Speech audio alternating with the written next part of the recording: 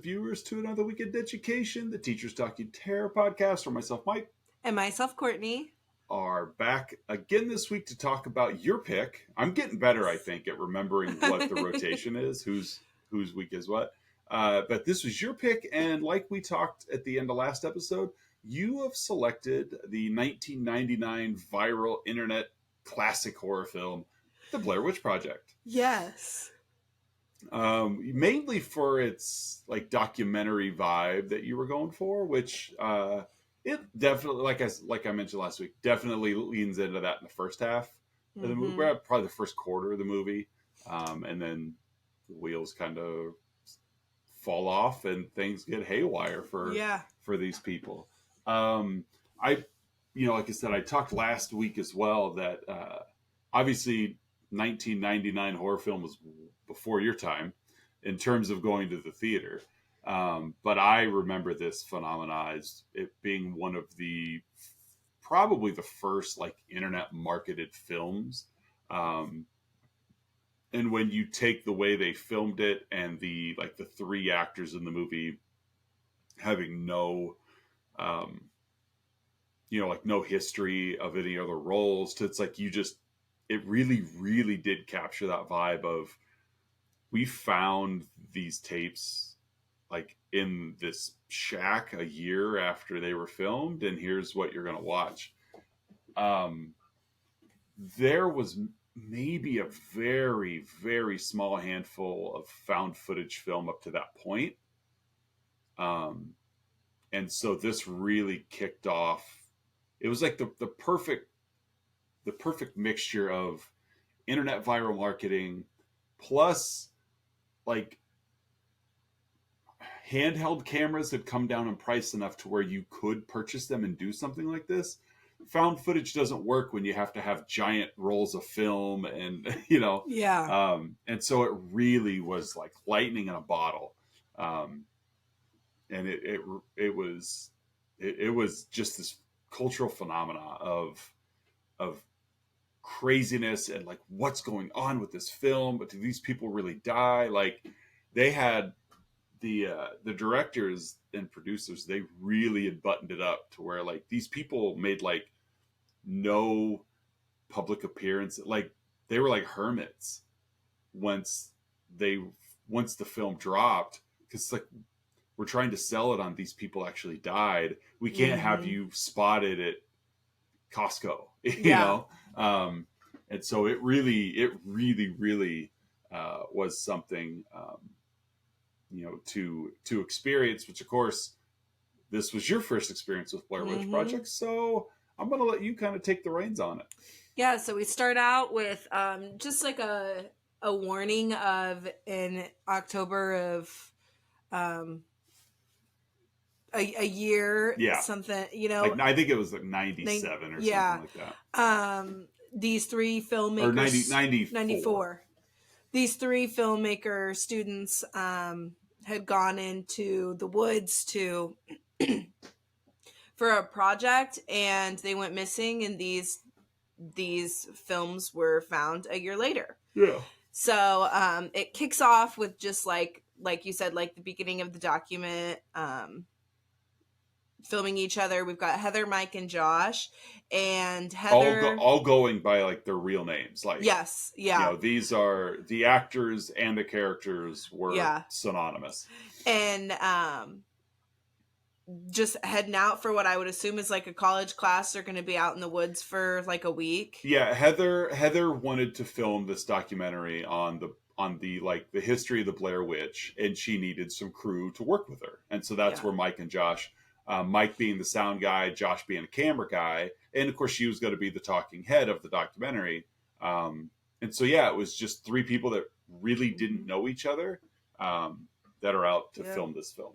Yeah, so they head off to Burkittsville, Maryland, and they just start like talking about this like mythical witch with a lot of the residents. And I mean, they all had pretty lined up stories. Like it's a pretty realistic myth. I mean, like, this guy had lived in the woods, and he would get kids in pairs of two, and he would take them, and one of them would be facing a corner and the other he would kill, and then he would end up killing the second one that was in Right. the Yeah, because he corner. he didn't like he didn't like them watching Yeah. him. Yeah, and he, I guess, like chalked it up to the Blair Witch who made him do it. Yeah, yeah. Like it was a fun sequence of four, maybe five townspeople. Yeah. They had changed the name because the town name used to be Blair. They had changed it Mm-hmm. to Burkittsville, but like this myth was still prevalent. But yeah, it's like Yeah. talking to like this younger guy, this mom with a kid. The mom with the kid was the one that cracked me up because it's like, okay, let's say we obviously know that they're actors, that this Yeah. movie obviously was not, a death film, but the interviews really did feel genuine, like they were Yes. stopping people in public and talking to them, which was kind of fun.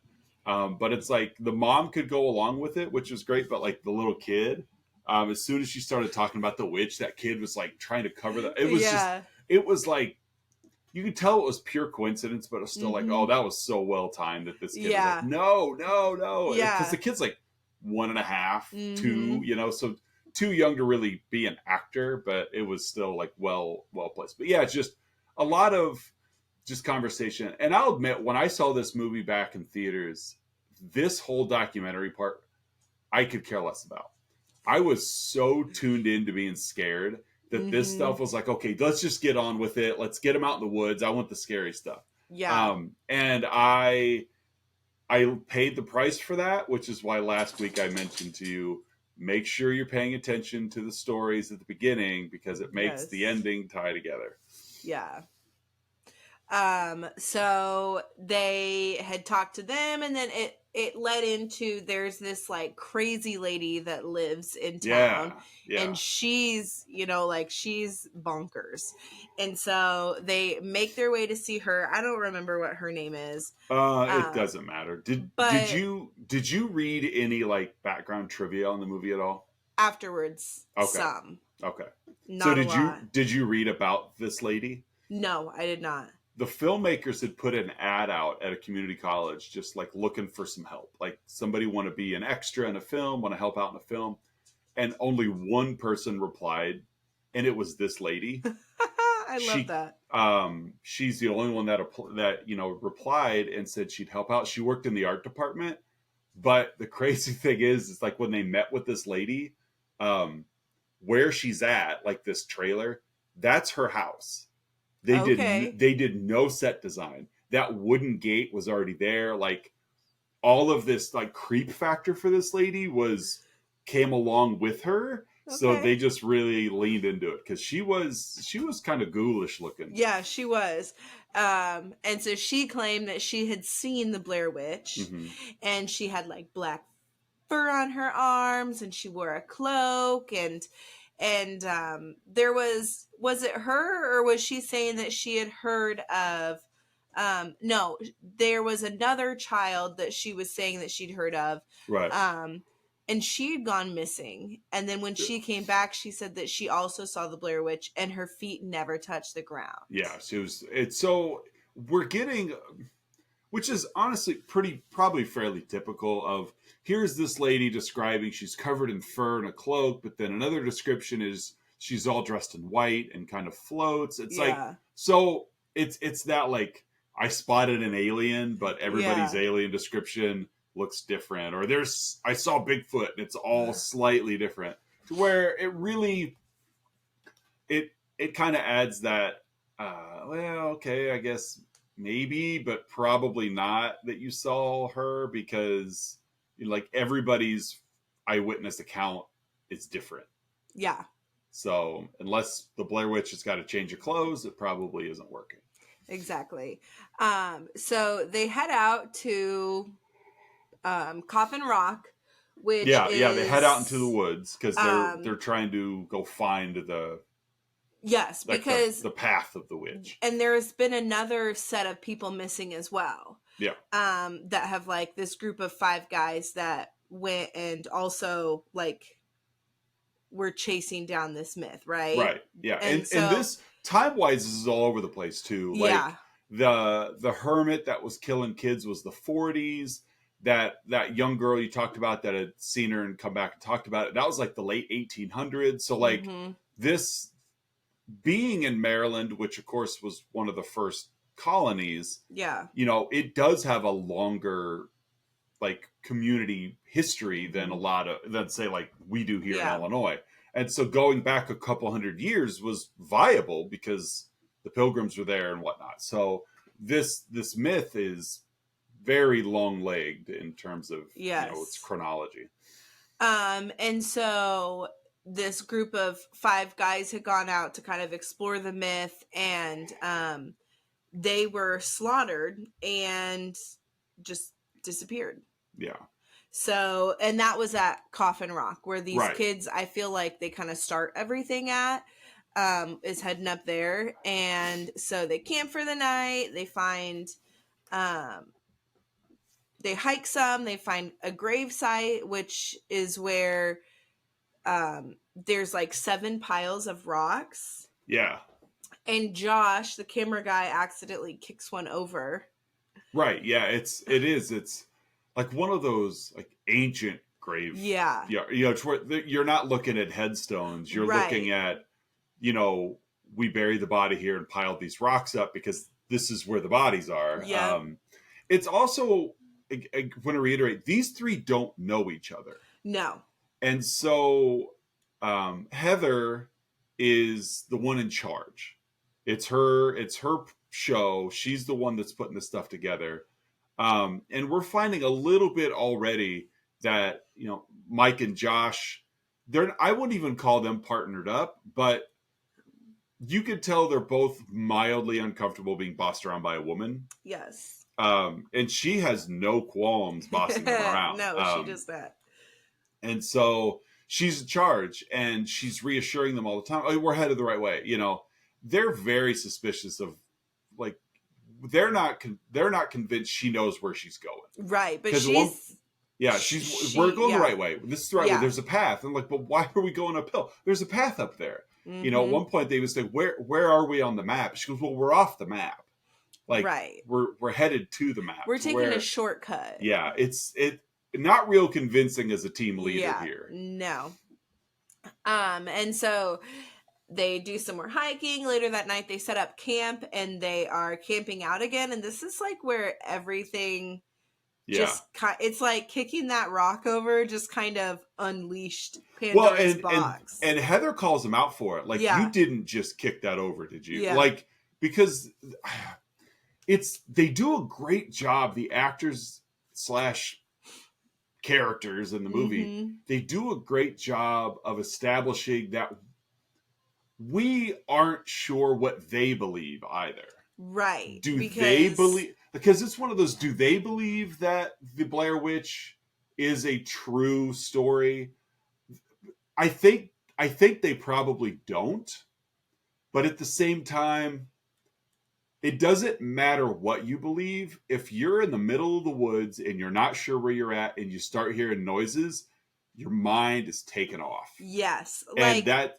I remember being little and like looking out my window, and my parents, I grew up in the country, and I just remember like, did I just see something? Yeah. Like, did I just see something looking? And it's like, I know that nothing's around. Right. Because the only thing outside is cows and corn. Right. But your imagination. Now, like, I've scared myself into thinking like something's outside my window. And so yeah, they definitely, I mean, and then when you're first person experiencing it. Yeah. So, and that's where we're at here is these 3, like you said, first night camping, and they start hearing things out into the woods, and they're sleeping. Like it wakes them up, and it's they're poking their head out and they're listening. And of course, Heather being the documentarian, it's grab the camera. Like, it's always grab the camera, which works doubly well because by establishing this as a documentary, and they openly talk about, I want to film everything. Mm-hmm. That earned a lot of brownie points with me, because one of the things that kind of, when we're watching a movie, obviously the camera is our eyes. And when we watch a found footage movie, whatever the camera's pointing at is what we see. And I have a tendency when I'm watching a found footage movie at some point, if it hasn't explained itself, I have a tendency to revert back to why why is the camera always on? Why is the Mm-hmm. camera always pointed at what we need to see?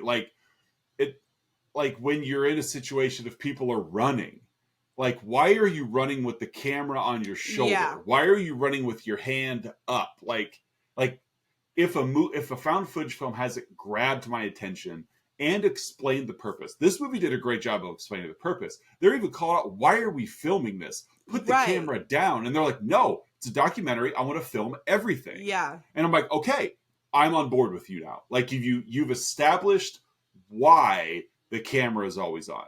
Mm-hmm. Because let's face it, it's a movie. We can only watch what you're filming. And if the camera's off, we can't see it. And so the movie does do a good job of, they do skip ahead in time because if let's say they're walking through the woods, they probably aren't having the camera on Yeah. 100% of the time. So, but yeah, I have to get the camera, Heather, get the camera. So they go out and they're listening, and it's just like very off in the distance, sticks breaking. Yeah. And it like, it sounds just like, yeah, like the sticks snapping, but they're loud, but Yeah. they're like off in the distance. But that's how the woods are. The sound just Yeah. carries. And so they end up, I mean, they are freaked out, but they Yeah. end up going back to sleep. Yeah. And the next morning there are 3 rock, just little, like the little rock things. Well, not yet. The next day they woke up and they're like, let's just get out of here. Oh yeah, so this is when Yeah, they start they're hiking like, back. it was enough that they're like, Yeah. we've only hiked a day. Heather, you know where we're going. Mm-hmm. Let's just get out of here. Let's get back to the Yeah. car. And they're like, yeah, no problem. It's this way. And they Mhm. just hike and they hike and they hike and they hike and they just run out of Yes. day. Like, and you really feel the tensions growing because Heather on day 1 was so dominantly, I know where we're at. Don't worry, we're good. And now they're like, where's the car? Like, Yeah. let's get back to the car. Well, let's just go this way a little bit more. And Yeah, and at one point they're like, we did not take this curve around, like, Right. to come here. And she's like, no, because we had other, Yeah. like, it was a quicker way coming, so this will take us back to the car. Yeah, It's like, you're right. you Like really know the woods that well? Yeah, the path we took got us to our first location, but then we came to a second location. This one will take us straight back to the car. And Yeah. then they run out of day. Yeah. It's like it's now dark again, and they're like, well, we've got to camp. Yeah. And this is, they hear another is round where- of sticks, and this is where when they wake up the next morning, their tent, of course, you know, it's not triangular, but their tent basically has this triangle of these stone, like headstone, like what Josh kicked over earlier. Yeah. This like stacks of stones that are triangulated around their tent, which really freak them out. Yeah. Because they're like, these weren't here last night. You know, and even Yeah. Heather's like, there's no, like, even if they were, there's no way we would have pitched a tent Perfectly. like, so in the middle. perfectly, but in the middle of these. Like, so now they're really buzzing because something is messing with them. Yeah. And so they head on back just to find out that Heather can't find her map, so she's like blaming it on, well, one of you took it, like, you're messing with me. And they're like, and no, they're blaming her, of course. Yeah, you've had it the whole time. So they start she's like, walking. she's like, I know exactly where I put it and it's not there. Yeah. So they start walking, and just some little, like, she falls in the water, you know, it's it just brings incidents. Yeah. And then it finally comes up where Mike, the sound guy, is like, you know what? I tried looking at the map. He starts laughing hysterically. Basically realized, couldn't read it, didn't know what I was doing, and I just chucked it into the water. Like, yeah, I kicked it out into the stream. I was mad. Mm-hmm. And so then they start fighting. Their tensions are high. Like, it's just, it's Mike and Heather have been at each other's throats. Yeah. Anyway, Josh has been playing the mediator quite a bit. But yeah, now they're like, we are lost. Yeah. So they decide to use Heather's compass, and they're just going to head south. Right. Just keep walking. They do find, which this is like after the sunset that they found this, wasn't it? Because It they was pretty found close. Yeah. like some stick figures hanging Yeah, from it was trees. well, and they had started to like space themselves out too. They Yeah. weren't, early on in the film they were all like huddled together, but they're so frustrated with each other that they're still together, but it's like they're giving themselves space. Yeah. And so one of them, I think it was Heather, Mm-hmm. she comes across this, not really an opening because there still were trees around, but this kind of clearing. And like you said, there are just several of these like stick figures hanging from trees. And when we say stick figures, we don't mean like the draw a straight vertical Yeah. line. It's like it's like the body's a triangle, so the arms can come off of it, and then the legs come off. It's like it's inverted, so it's pointed down. But it's just this series of these stick figures. One of them covered in leaves. It's like they're just all hanging from the trees. Another one of these situations where this is not naturally occurring. Like these are here and we come across them. So even if they haven't been, if maybe they've been hanging there for 100 years. Right. But something put them here. Yes. And even like, because they had kind of chalked up that night, they had a set camp again. Yeah. And they're awakened by like this force starts shaking their tent, and they wake up and they hear these noises. And well, I think it was the other way around. The noises woke them up. Because the shaking of the tent is what got them to leave the tent. Yes. And so... But it was like children laughing. Yeah. And it was, I mean, and even Mike said, like, if someone's going to come out this far into the woods to mess with us, like, they're messed up. Yeah. Like this isn't normal. Yeah, because you can't just chalk it up like, oh, someone's messing with us. It's like, we're so deep that that's messed up. Yeah, and they're like, we're lost. Yeah. Like, no one knows where we are because we don't even know where we are. Yeah, no. And so going back the next morning, because like you had said, like they ran, they left their tent. Yeah, they didn't even come back to the tent. Like something started shaking it. They all bolted. One point, Heather's like Josh is chasing her with the camera, and she screams off, like, "What the F is that?" Like she saw something. I did read in the trivia that Josh was supposed to pan to the left to show us what she was looking at, but he just forgot to do it. And so it's like, I think that actually adds to the movie. Yeah, because you're still like, what was that? Yeah, like we saw that they saw something, but we didn't see it. So it's like, oh, that's even creepier. Yeah. And then we come back the next morning and they like come back to gather stuff up, and everything had just been gone through. Josh's stuff is covered in this goop. Yeah, it's like this slimy stuff. Yeah. And he's just like, why me? Like he was, it's scary. Obviously they're terrified at this point, but it's scary. It's like, why me? Why just my stuff? Yeah. They come across another river, and at this point Heather's a little hysterical. Like she's like laughing and crying, like, this is the same log as earlier. Like, and they're like, no, it's not. No, because they've been walking in one direction. So for them to double back on something they've already seen before, it just blows all of their minds. Yeah. They're like, we've been going south. Like, your compass is broken. She's like, it's not broken. It's fine. And it's just terrifying.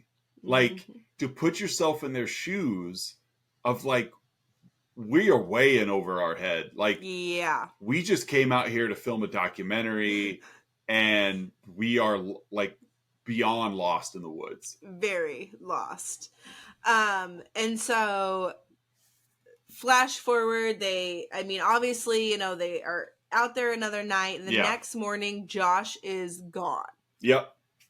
And Heather and Mike are like, where's he at? Like, we cannot find him. Yelling for him, like, nothing. That night they do hear him crying out. Yeah. But they can't find him. So they come to this theory that they're fake and that Mhm. the Blair Witch just wants to get them away from their safe spot where they're at right now. Right. So,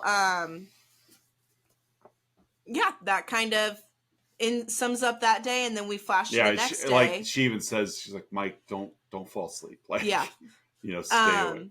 She discovers this thing of twigs, and it's just wrapped, this like bundle. Yeah, and it's wrapped with Josh's shirt. Mm-hmm. So she decides to open it up. Well, she throws it first, like just like picks it up, tosses it away. And then she decides to open it, and it's just like filled with, like some blood. There's some tongue, teeth, like just different parts of Josh. Very small appendage body parts. Yeah, like his tongue, a finger, teeth, hair. Yeah, it wasn't like his pancreas, or to where those little things were like he could live without these, but it would be very painful to do. Yes. She does decide not to tell Mike about what she found, but she records like an apology / goodbye video that night. And this is probably like her up close, like up the nose.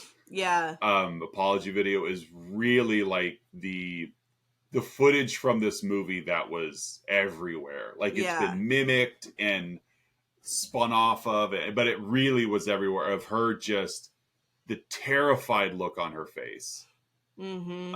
And that's really, again, what sold this movie so well is these people are not known actors, yet they are acting the crap out of this movie. Yes. And it's like, she's just so raw in this. Like she's got tears, she's got snot like running into her mouth, and she's unfazed. Like any normal person would be like, ew, I'm, wipe it off. But she is just, and you could tell by looking at it, it's genuine tears, genuine snot. It isn't like, let's go ahead and get this here. Like she is terrified.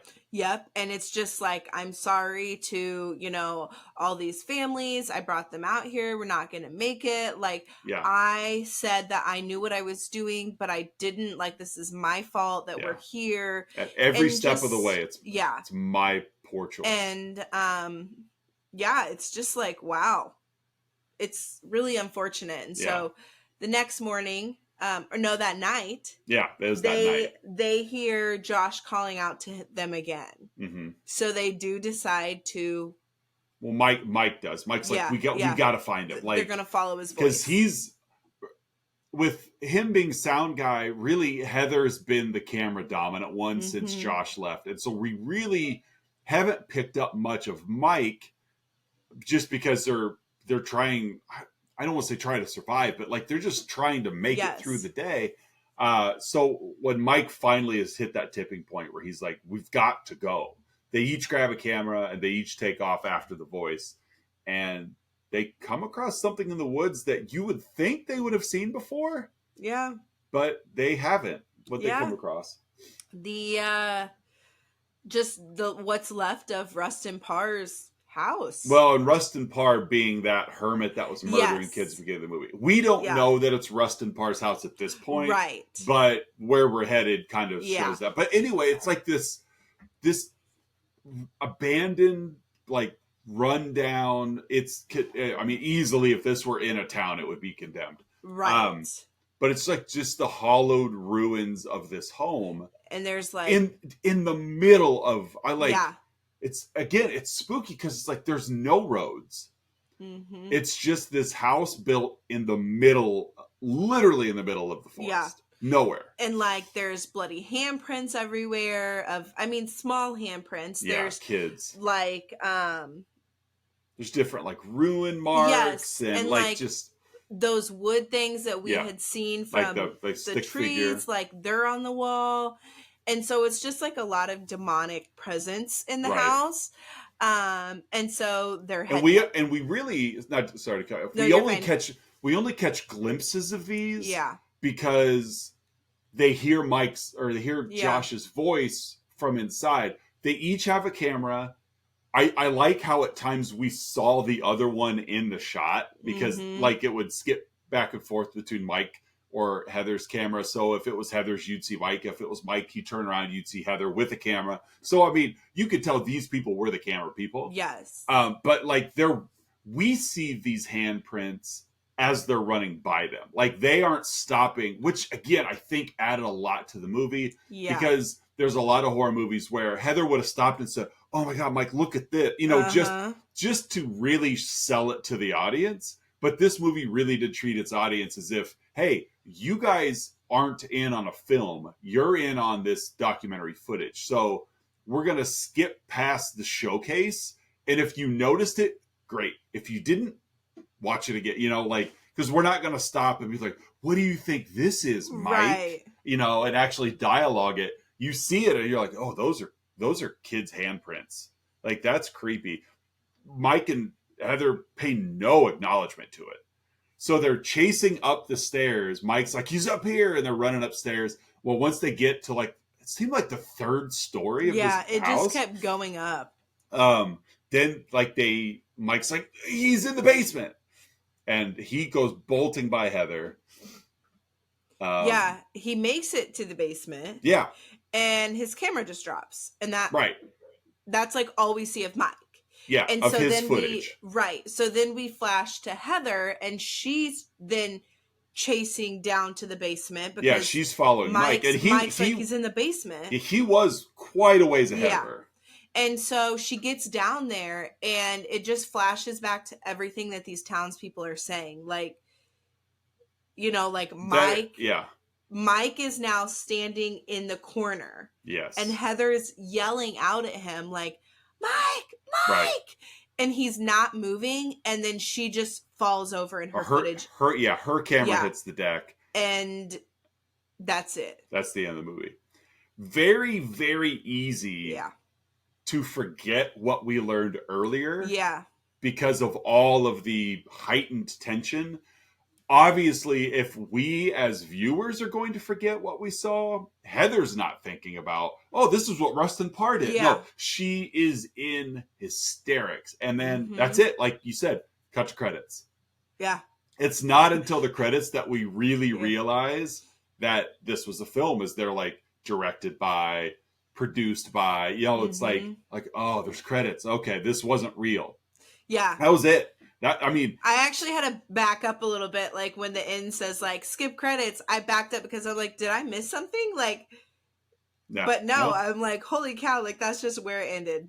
Yeah. That was that. And that, like the veil has been pulled back, but when this movie was in theaters, like you're sitting, and this movie didn't early on because it was an indie film, this movie wasn't in like your multiplexes.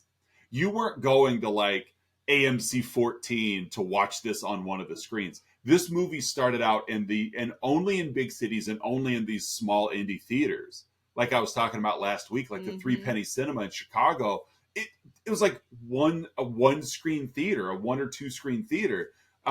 Seating was limited. Like it was one of these, like it added to that grimy feel of like, oh my gosh, like this is such like, it's like you uncovered this relic, and it wasn't something that's been mass produced in every theater yet. It was quite the experience. One of the things that I think really nailed how they made this movie was how they made this movie. Like all of it was improv. Yeah, I was reading that, and like that the directors actually would like stay behind. Yeah. To where these 3 didn't know, and they were like breaking the twigs and moving their tent and building this stuff. So like the fear was actually genuine in these characters in this movie, and I'm like, that is so scary. For them, like because you think because when you're watching a movie, you're like, you think everybody's in on it, that they're all just acting. No, these 3. Like they knew they were in a movie, but the things happening to them, they weren't prepared for it.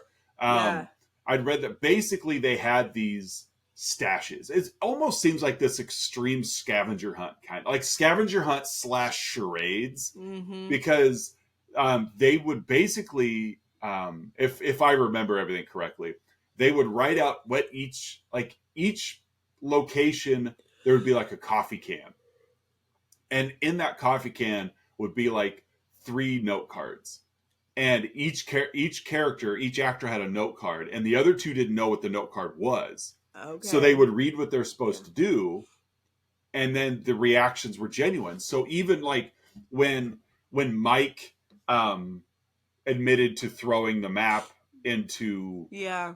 yeah, like the other two had no idea that was coming. Mm-hmm. And so when he reveals that, like their reaction was obviously in character, but also Yeah. like you did what?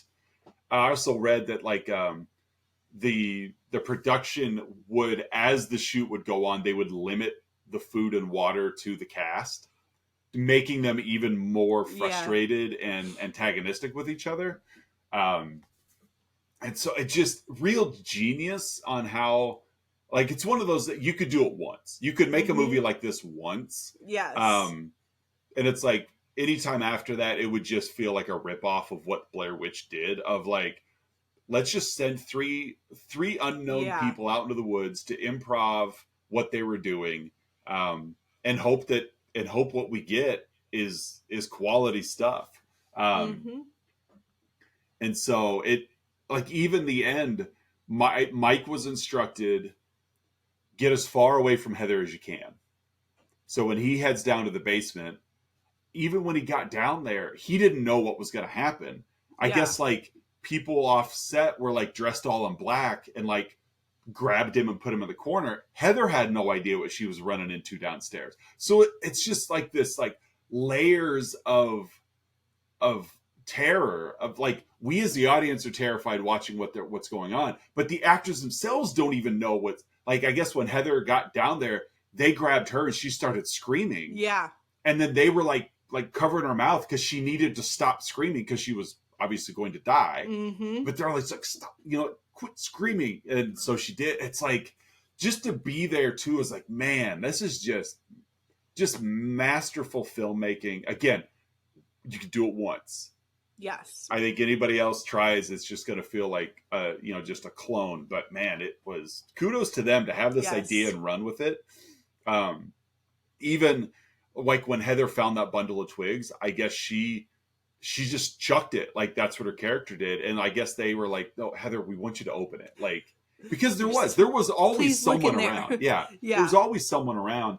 I did read that, I guess on set it was really Josh and Heather that fought all the time, Okay. but Josh was supposed to be like the peacekeeper of the group. Mm-hmm. But and they, when they would get to arguing, I guess there was just one time that like the directors actually had to come in and break it up. Otherwise, they just let it go. Like, Oh my all of their goodness. animosity was genuine. They really were that angry with each other, and they just let them go and filmed it. It just seems so like experimental, Yeah. that you feel bad for them. You're like you guys, good for you for making it through it.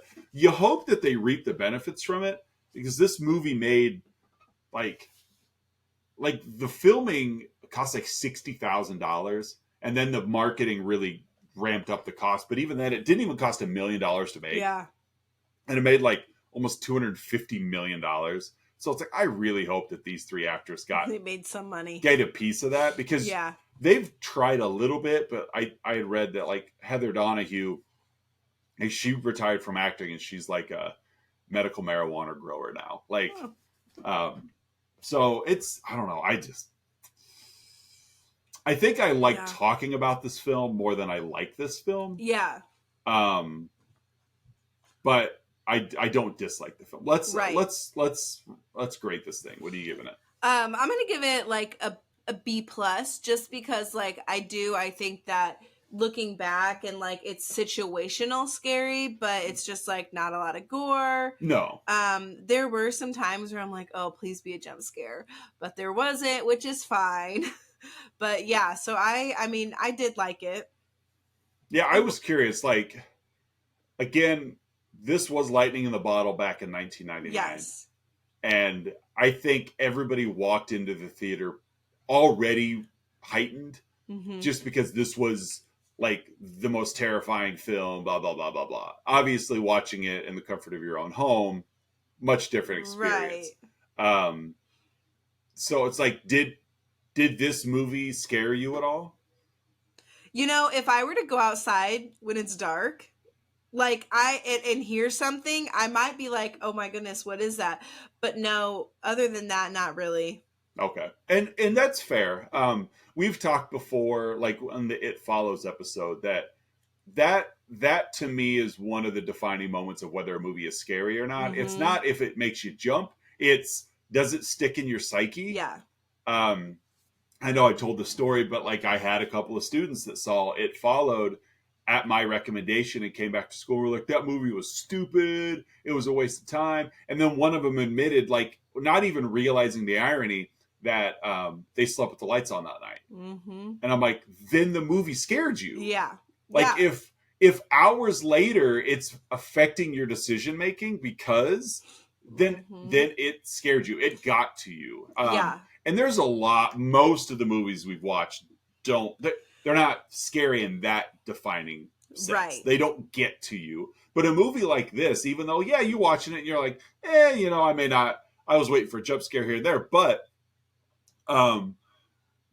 after seeing a movie like this, you might think twice about going into the woods on an overnight hiking trip. Right. And it's like that little thing of like, and if that's the case, then it had an effect on you. Yes. And therefore it's like, oh yeah, because you hear a stick snap, you're like, oh crap, Mm-hmm. Yeah. It's like, at 10:15 a.m. It doesn't scare me, No, but not at all. ask me at 10:15 p.m. Yeah. When the dogs have to go out. And granted, and if you lived near the woods, like that also is a big piece, because this entire movie takes place in the woods. If you're watching this in the middle of town and you have to take your dog out in the middle of the night, no, that's not a big deal. But you live out on the edge of town where you've got some wooded area. Yeah, you might be like, oh, I'm not comfortable with this at all. So B+ from you. I'm going to give it a B+. I really love the effort that was made for this film. I really think the timing of the internet for the marketing was fantastic. I mean, I think everything about this film for the time it came out was perfect. Yes. Would it work if a movie like this came out for the first time today? I don't think so. Yeah. Just because we're so used to the internet now. We're so used to the internet being falsified. But that isn't to take away from the power of what this movie was at its time. Right. And so I really admire a movie like this. It kind of set the stage and opened up for a whole slew of found footage films to follow, which they have run its course, but there are some found footage films that are really good. Paranormal Activity has a whole series of films. The first one, I remember, it really got to me. There's a lot of really, really good ones. And depending on how they're positioned, like it's one of those like a zombie movie or a vampire movie of like, okay, everybody knows what to expect from a zombie movie. So how can we be creative within that realm? And I think the found footage is the same way of, okay, found footage film. Like last week when we watched Late Night with the Devil, that was kind of like a found footage film. And that just come out 25 years after this one. Yeah. The Visit. I mean, I guess The Visit. The Visit I would consider one. And that one was, I mean, yeah, kind of creepy, but very well done. In that, how can we take the lens and that The Visit? While I really like that, was another one where it's like I found myself at times being like, why do you have a camera here? Yes, like when they're playing hide and seek with Grandma and they're like underneath the porch, like why? The only reason you have a camera is so that we as the audience can see what's going on. Exactly. Because playing hide and seek with a camera makes no sense. None. Like, and so those little pieces like that of like, that doesn't make sense. Like you hear something out, like you think you hear Grandma walking around the house. Why are you going to check on her with the camera? Like, so those pieces, but Blair Witch Blair Witch did a great job of explaining why they always have a camera Mm-hmm. on, and so it's like, okay, I give them that, and that's Yes. easy for me to be like, okay, I'll give that to you. You know, you address the fact that once you turn the camera off, no, I want to film everything. Okay, Mm-hmm. I buy it. You know, good enough for Sounds me. good. And so yeah, that's the Blair Witch Project, folks. Got to take that off the scratch off horror as well as taking care of your selection. So it is time for a shuffle. Do you have any particular thing you would like to shuffle for? A particular decade, or obviously we're going for horror, but just curious. No, I can't think of Just anything. open. Yeah, I mean, because I feel like for a while, I feel like we went on like an older movie stretch, It but felt like it, yeah. I feel like we've kind of like last week, this week, they were both, Newer, in the last 30 years. right? So, All right. Well, I'm gonna hit shuffle and see what we end up with. all right. House on Haunted Hill. We've already watched it. Yes. Okay, this one is this the one. This would be good. I didn't. Okay. I don't know. This is more of a thriller. I think you'd like it. Okay. For next week, we are going to watch a. Let me pull it up in Wikipedia so I'm not like. Is that it? Yeah. We're going to. I want to make sure that's the same one. Mute Witness was the movie that popped up. I was gonna say you're killing me here. I know. I'm sorry. Okay, yeah, it is the one I was thinking. Oh, this movie is so good. The 95. Yes. Okay. This movie is so good. I watched this kind of blindly. It was just one I stumbled across. Could not get comfortable. Okay. Could not get comfortable this entire movie. It is it's just so well directed in a suspenseful manner that you will find yourself like edge of your seat like the entire film. Okay. It's like I've seen this movie probably 2 or 3 times, and each time I'm just like, oh, it's like the timing of things in this film are excellent. Yeah, Mute Witness will be our movie for next week. Like that's the one I thought when it popped up, and then I saw the poster. I'm like, wait, I want to make sure that's the one that I'm looking for. I really, really like this film. I'm glad we come across this one. I get so geeked out when we come across these. I love it when I don't have to pick a movie. Yeah, I like picking the movies. Yeah, I don't mind, but I have a hard time like zoning in on one. Yes, and see, I'm the opposite. Like, there's so many. Well, I guess like there are so many I want to see that it is sometimes hard to just pick one. Yeah. But... So Billy Hughes, a mute makeup artist working on a slasher film that's being shot in Moscow, is locked in the studio after hours. While there, she witnesses a brutal murder and must first escape capture at that time and then keep from being killed after convincing, and then it runs off. But basically, we've got a makeup artist that's mute, and because she's mute, obviously she can't speak. She gets locked in the building that they're filming in and then comes across a murder, and it's a cat and mouse game trying to survive. It's really well shot, really well done. I know that it's located in Moscow. They filmed it in Germany, but I believe it's English because I know how you love to read. Yeah, although to be honest, she doesn't say much. Yeah, I was going to say. Where am I at here on IMDb details? Yeah, English. There's maybe a little bit of Russian, but it's predominantly it's English. Okay. Very good movie. I like this one. So, Mute Witness for next week, Blair Witch Project for this one, ladies and gentlemen. Oh, I want to share out because I always forget to do this. Where you can watch this movie if you want to. Mute Witness can be found.